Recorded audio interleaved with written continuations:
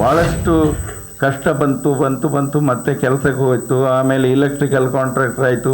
ನಮ್ಮ ಸ್ವಾಮಿಯವರು ನರೇಂದ್ರ ಸ್ವಾಮಿಯವರೊಟ್ಟಿಗೆ ಅವರು ಇಲೆಕ್ಟ್ರಿಕಲ್ ಕಾಂಟ್ರಾಕ್ಟರ್ ಆಗಿದ್ದರು, ಅವರೊಟ್ಟಿಗೆ ಹೆಲ್ಪರ್ ಆಯಿತು. ಬೇರೆ ಬೇರೆ ಸಣ್ಣ ಅಂತೂ ನನ್ನ ಒಂದು ಏನಂದರೆ ಕೆಲಸ ಮಾಡಬೇಕು ಅಂತ. ಆಗ ಶಾಲೆ ಹೊರಗೆ ಬಂದರೆ ಸಹ ಅದು ಮನೆಯಲ್ಲಿ ಕೂತ್ಕೊಳ್ಳೋ ಪದ್ಧತಿ ಇಲ್ಲ. ಪ್ರತಿ ವಿದ್ಯಾರ್ಥಿಗಳು ಹೇಳೋದು ಆತ್ಮಸ್ಥೈರ್ಯ ಬೇಕು, ಮತ್ತು ನಾವು ಸಮಾಜದ ಒಂದು ಸ್ವತ್ತಾಗಿರ್ಬೇಕು. ನಾವು ಸಮಾಜದ ಸ್ವತ್ತು ಅಂದರೆ ಎಂಥದ್ದು?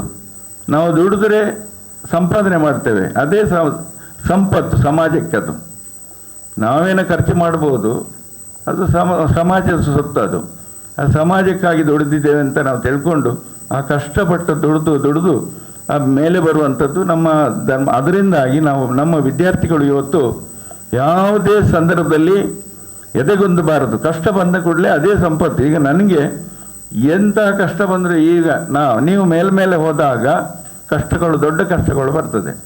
ಆ ಸಂದರ್ಭದಲ್ಲಿ ತಡ್ಕೊಳ್ಳಿಕ್ಕೆ ಆಗೋದಿಲ್ಲ. ಎಷ್ಟೋ ಜನ ನೋಡಿರ್ಬೋದು, ಊರು ಬಿಡೋದು ವ್ಯವಹಾರದಲ್ಲಿ ಸೋತಾಗ. ನಾನೀಗ ವ್ಯಾಪಾರದಲ್ಲಿ 3 ಸಲ ಸೋತೆ. ಯಾರಿಗಾದರೂ ಗೊತ್ತುಂಟ? 3 ಬಾರಿ ಸೋತಿದ್ದೇನೆ. ನಾನು ಊರು ಬಿಡಲಿಲ್ಲ, ಯಾರಿಗೂ ಹೇಳ್ಕೊಳ್ಳಿಲ್ಲ, ಯಾರಿಗೂ ತೋರಿಸ್ಕೊಳ್ಳಿಲ್ಲ. ಕಾರಣ ಏನು ಅಂತ ಹೇಳಿದರೆ ಆ ಧೈರ್ಯ. ಏನಾಗೋದಿಲ್ಲ, ನಾಳೆ ರಿಕವರಿ ಆಗ್ತೇನೆ ನಾನು ಅಂತ. ಇವತ್ತು ಕಷ್ಟ, ನಾಳೆ ಬರ್ತೇನೆ ಅಂತ. ಆ ರೀತಿಯಾಗಿ ನಾವು ನಮಗೆ ಕಷ್ಟ. ನಾವು ಆಗಿನ ಕಾಲದಲ್ಲಿ ನಿಮ್ಗೆ ಗೊತ್ತಿರಬೇಕು, ಜಪ್ಪಿನಮುಗುರು ಅಂದರೆ ಭಾಳ ಹಳ್ಳಿ ಪ್ಲೇಸ್. ಈಗ ನಗರಕ್ಕೆ ಸೇರಿದೆ.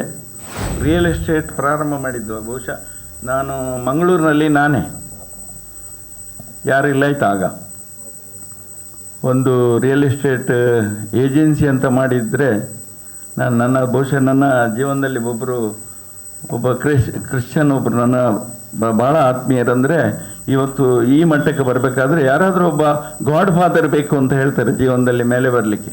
ಅದಕ್ಕೆ LC ಡಿಸೋಜ ಅಂತ ಒಬ್ಬರು ಇದ್ದರು, ಪೊಲೀಸ್ ಆಫೀಸಲ್ಲಿ ಆಫೀಸ್ ಸೂಪರ್ಡೆಂಟ್ ಆಗಿ ಕೆಲಸ ಮಾಡ್ತಿದ್ರು ಅವರು.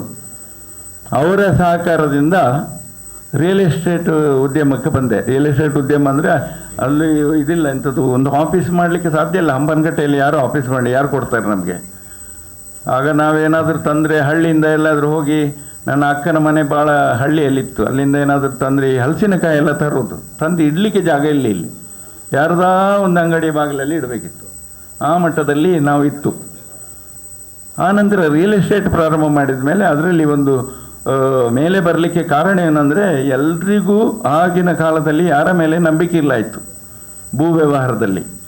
ಆದರೆ ಭಾಳ ನಂಬಿಕೆ ಬರುವ ಹಾಗೆ ಭಾಳ ಅವರಿಗೆ ಬೇಕಾದ ಎಲ್ಲ ವ್ಯವಸ್ಥೆಗಳನ್ನು ಮಾಡಿಕೊಟ್ಟು ನಾವು ವ್ಯವಹಾರವನ್ನು ಮುಂದುವರಿಸಿತ್ತು. ಅದರ ಜೊತೆಯಲ್ಲಿ ನೀವು ಕೇಳ್ಬೋದು, ಅನಿಲ ಹೋಟೆಲ್ ಅಂತ ಇತ್ತು. ಅನಿಲ ಹೋಟ್ಲಲ್ಲಿ ಆ ಕಾಂಪೌಂಡಲ್ಲಿ ಪ್ರಾರಂಭ ಆಗಿದೆ ನಂದು. ಅದರಂದರೆ ಆ ಅನಿಲ ಹೋಟ್ಲ್ ಅಂದರೆ ಅದು ಗೊತ್ತಿಲ್ಲ, ಅದು ಎಲ್ರಿಗೆ ಭಾಳ ಕೆಟ್ಟ ಹೆಸರಿರುವಂಥ ಕಾಂಪೌಂಡ್ ಆಗಿತ್ತು. ಆ ಸಂದರ್ಭ ಯಾರು ಹೋಗ್ತಿಲ್ಲ ಆಯಿತು. ಅದು ನನಗೆಲ್ಲ ಗೊತ್ತಿಲ್ಲ ಆಯಿತು. ನನಗೇನು ಒಂದು ಶಾಪ್ ಸಿಕ್ಕಿತ್ತಂತ ಮಾಡಿದಾಗ ನಮ್ಮದೊಂದು ಈ ಶಾಲಾ ಮಕ್ಕಳನ್ನು, ಆಗ ಸಮಸ್ಯೆ ಇತ್ತು. ಆಟೋ ರಿಕ್ಷಾದಲ್ಲಿ ಮಕ್ಕಳನ್ನು ಶಾಲೆಗೆ ಬಿಡ್ತಿದ್ರು. ಈ ಮಿಲಾಗ್ರೀಸ್, LOCS ಎಲ್ಲ ಕಡೆಗೆ ಮಕ್ಕಳು ಇದು ಆಟೋ ರಿಕ್ಷಾದಲ್ಲಿ ಬರ್ತಿದ್ರು. ಆ ಸಂದರ್ಭದಲ್ಲಿ ನಾನೇ ಪ್ರಥಮ ಪ್ರಾರಂಭ ಮಾಡಿದ್ದು. ಈಗ ಉಂಟು 13 ಸೀಟರ್ ಈ ವ್ಯಾನ್ಗಳಲ್ಲಿ ಮಕ್ಕಳನ್ನು ಸಾಗಿಸಲಿಕ್ಕೆ ಪ್ರಾರಂಭ ಮಾಡಿತ್ತು. ಅದರಲ್ಲಿ ಆಗ ಎಲ್ಲರಿಗೊಂದು ಹೆತ್ತವರಿಗೆ ಭಾಳ ನಮ್ಮ ಮೇಲೆ ನಂಬಿಕೆ. ಯಾಕಂದರೆ ಮಕ್ಕಳನ್ನು ಸೇಫಾಗಿ ನಾವು ಕೊಂಡೋಗಿ ಮನೆಗೆ ಮುಟ್ಟಿಸ್ತೇವೆ, ಮನೆಯಿಂದ ಕರ್ಕೊಂಡು ಬರ್ತೇವೆ. ಒಂದಷ್ಟು ವ್ಯಾನ್ಗಳು ಓಡಾಡ್ತಿತ್ತು ಮಂಗಳೂರಲ್ಲಿ. ಅದು ಪ್ರಾರಂಭ ಮಾಡಿದ್ದು ನಾನು. ಆ ಸಂದರ್ಭದಲ್ಲಿ ಅದಕ್ಕೆ ಸಿಟಿಗೆ ಪರ್ಮಿಷನ್ ಕೊಡ್ತಿಲ್ಲ ಆಯಿತು. ಗುಂಡೂರಾಯರಾಗ ಮುಖ್ಯಮಂತ್ರಿ ಇದ್ದಾಗ,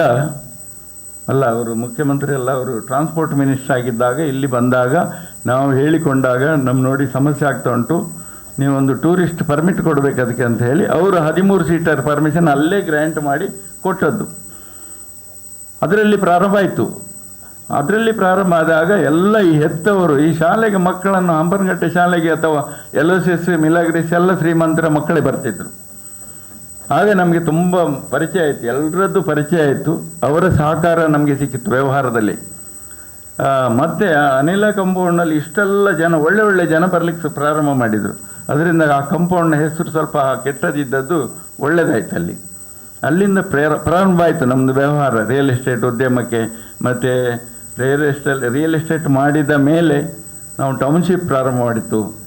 ಟೌನ್ಶಿಪ್ ಅದೇ ನಮ್ಮ ನವನೀತ್ ಶೆಟ್ಟರ್ ಹೇಳಿದಾಗೆ ಬಹುಶಃ ಆ ಸಂದರ್ಭದಲ್ಲಿ ನನ್ನದೊಂದು ಏಮ್ ಇತ್ತು, ಬಡವರಿಗೆ ಸಣ್ಣವರಿಗೆ ಮನೆ ಸಿಗೋದಿಲ್ಲ ಅಲ್ಲಿ, ಯಾರಿಗೂ ಮಂಗಳೂರಲ್ಲಿ ಮನೆ ಮಾಡುವಂಥ ಶಕ್ತಿ ಇಲ್ಲ ಇತ್ತು. ಹಣ್ಣು ಗೊತ್ತುಂಟಲ್ಲ. ಆಗ ಏನು ಮಾಡಿತ್ತಂದರೆ 1,60,000 ರೂಪಾಯಿಗೆ ಒಂದು ಮನೆ ಕೊಡೋದು ಅಂತ.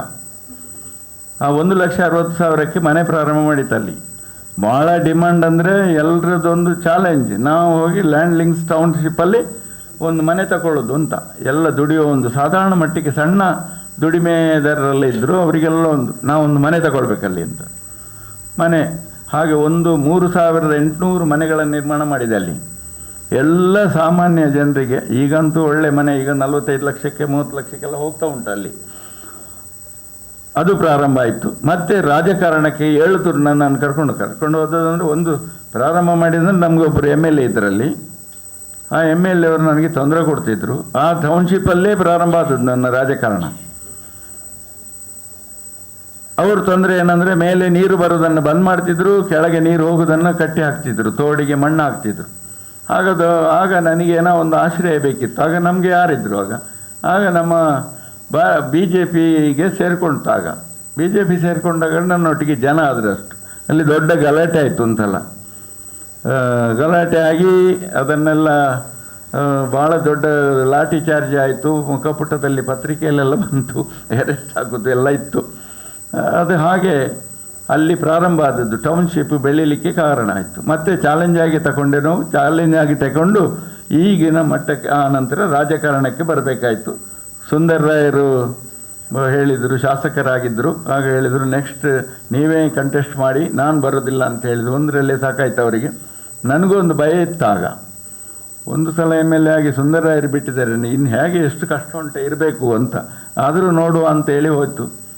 ಆದರೆ ಪ್ರಥಮ ಬಾರಿಗೆ ವಿನ್ ಆಯಿತು. ಆ್ಯಕ್ಚುಲಿ ನಾನು ವಿನ್ ಆಗ್ತೇನೆ ಅಂತ ನನಗೆ ತಲೆಯಲ್ಲಿ ಇಲ್ಲ ಆಯಿತು ಆಗ. ಯಾಕಂದರೆ ಅದು ನಮ್ಮ ಎದುರಿನಲ್ಲಿರುವ ಶಾಸಕರು ಬಲಾಢ್ಯರು, ಅವರನ್ನು ಸೋಲಿಸ್ಲಿಕ್ಕೆ ಕಷ್ಟ ಅಂತ ನನ್ನ ತಲೆಯಲ್ಲಿತ್ತು. ಆದರೂ ಪುಣ್ಯಕ್ಕೆ ಒಂದು 2,500 ಓಟಿಗೆ ವಿನ್ ಆಗಿಬಿಟ್ಟೆ ನಾನು.